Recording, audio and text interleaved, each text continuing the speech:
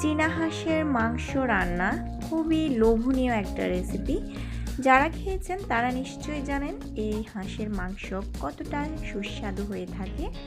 আর যারা খাননি তারা অবশ্যই ট্রাই করবেন এই চীনা হাঁসের মাংস খেতে কেমন। এই হাঁসের মাংসটা এত টেস্টি আসলে বলে বোঝানো যাবে না। আমার তো খুবই প্রিয় চীনা হাঁসের মাংস। তো আজকে আমি আপনাদের সাথে চীনা হাঁসের মাংস রান্নার রেসিপিটি শেয়ার করতে যাচ্ছি। যারা হাঁসের মাংস খুব বেশি পছন্দ করেন কিন্তু রান্নার সঠিক প্রসেসটা জানেন না, তাদের জন্য আজকের এই রেসিপিটি।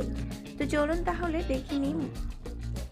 তো দেখতেই পেলেন আমি হাঁসের মাংসগুলো মিডিয়াম সাইজে কেটে নিয়েছি এবং খুব ভালোভাবে ধুয়ে পরিষ্কার করে নিয়েছি। তো এর মধ্যে আমি দিয়ে দিলাম 1 চা চামচ পরিমাণ হলুদ গুঁড়া, 1 চা চামচ পরিমাণ মরিচ গুঁড়া, 1 চা চামচ পরিমাণ জিরা গুঁড়া এবং 1 চা চামচ পরিমাণ ধনিয়া গুঁড়া। এই সবগুলো উপকরণ দেওয়ার পর এর মধ্যে এক কাপ পরিমাণ পেঁয়াজ কুচি দিয়েছি। আপনারা চাইলে পেঁয়াজ বাটাও ব্যবহার করতে পারেন।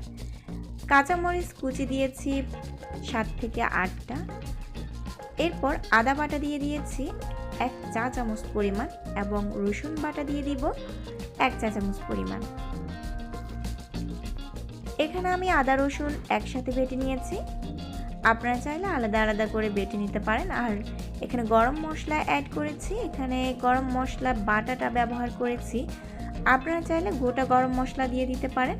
তো এখানে যে গরম মশলা বাটাটা ব্যবহার করেছি তার মধ্যে রয়েছে এলাচ, দারুচিনি, লবঙ্গ, গোলমরিচ, এই সবগুলো উপকরণ একসাথে বেটে এখানে অ্যাড করেছি। 2টি তেজপাতা দিয়ে দিয়েছি আর পরিমাণ মতো লবণ দিয়ে দিলাম। আগে নিশ্চয় দেখতে পেয়েছেন যে এর মধ্যে পরিমাণ মতো তেল দিয়ে দিয়েছি। এখানে আমি হাফ কাপ পরিমাণ তেল দিয়েছি। আমি সয়াবিন তেলটা ব্যবহার করেছি, আপনারা চাইলে সরিষার তেলটাও ব্যবহার করতে পারেন। এবার যেটা করব, এটিকে রান্না করে নিব। এটিকে নর্মাল পাতিলে 5 থেকে 10 মিনিট ধরে খুব ভালোভাবে কষিয়ে নিতে হবে। মশলা মিশ্রিত মাংসটা কষিয়ে নেওয়া হয়ে গেলে এর মধ্যে এটিকে প্রেসার কুকারে নিয়ে নিব।